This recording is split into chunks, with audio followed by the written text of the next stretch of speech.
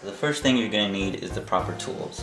Now, this is what I use, the Sharpie ultrafine marker, okay, or ultrafine point permanent marker. And it looks something like this. Alright, now I'm going to explain why I use this, why you should use this, and why you shouldn't use what other people have been recommending. Now, a lot of people try to recommend these type of pens or pigment liners, such as the Micron Pigma liners, because they can get very small. This is a 005 tip or nib, and you can barely even see it, you know, it's tiny. Or a more common brand, the Staedtler pigment liners, same concept, you know, the tiny nibs. Now these are great, amazing for drawing and inking, but for outlining your cutouts, these are very bad. A lot of people think because they're small, it's better to control and you won't mess up, but actually that's not true. Now if you go too small, it's not going to properly go around the cutout because the cutout's on cardstock, you know, it's a little bit thicker. So if you're working with like a 005 nib, that's actually going to be smaller than the width of the paper, so it's not even going to cover it. And these don't dry properly around the edge of a cutout, and so it'll lead to smudging, or like when you go to touch it, you know, it'll just rub off because these are not meant to be handled. These are for, like, you know, architecture or art. They're not meant to be touched. And a lot of people will use standard Sharpie markers, but those are just way too big. That's the fastest way to ruin your cutout. People grab a regular Sharpie and try to just, you know, even if they're being careful, it's a felt tip nib. It's meant to just flow out the ink, so it'll just flood your cutout and smudge it up and ruin it.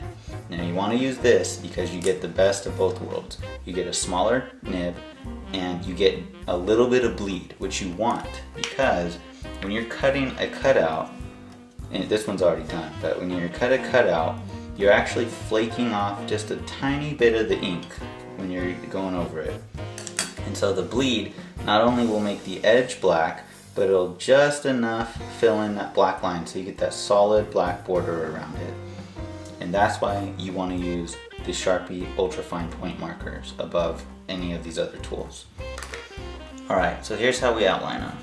Assuming you got your cutout all done, what I do is I flip it over first, and you can see it hasn't been touched yet. And you get your ultrafine point marker and very carefully yet quickly go over it. Boom. You know, you don't want to sit too long because the more you sit on a spot, the more it's going to bleed. You just kind of want to get it done.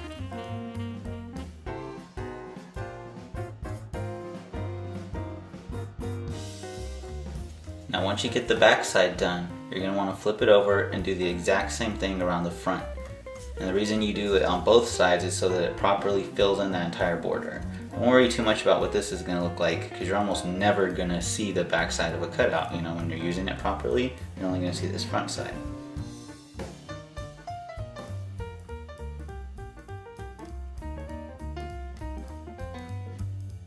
Alright, so here's where these other tools come in handy, is when you mess up a cutout.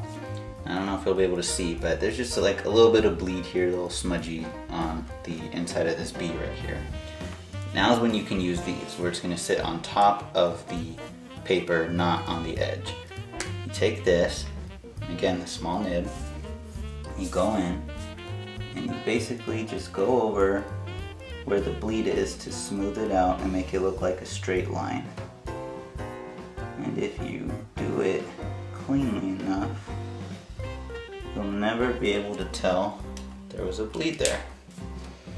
Now, it just looks like the rest of the border. Boom. Now this, let's say you bleed onto white. You want to get a white gel pen. I use this because, again, it's just a small tip. I'm sure you could use white out or maybe even white paint, but it's a little more hazardous, you know, when you're trying to be clean with it. So I use a white gel pen. Make sure you get it going. Okay. Now, right here, it bled into the white a little, so what I'm going to do is with the white gel pen, fill in that white line there, and give it a second to dry.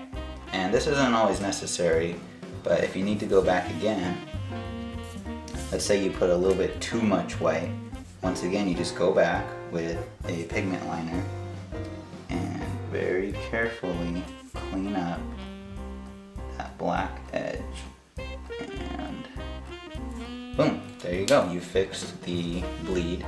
And now when you're taking pictures or just looking at it, it just is white with the black border, no mess up. Now if you get real close and scrutinize it, I mean, yeah, you can tell there's a little bit of a difference, but this is all minor stuff. So hopefully these helped you out, and you can get all these nice cutouts going in your shots. All right, moving on.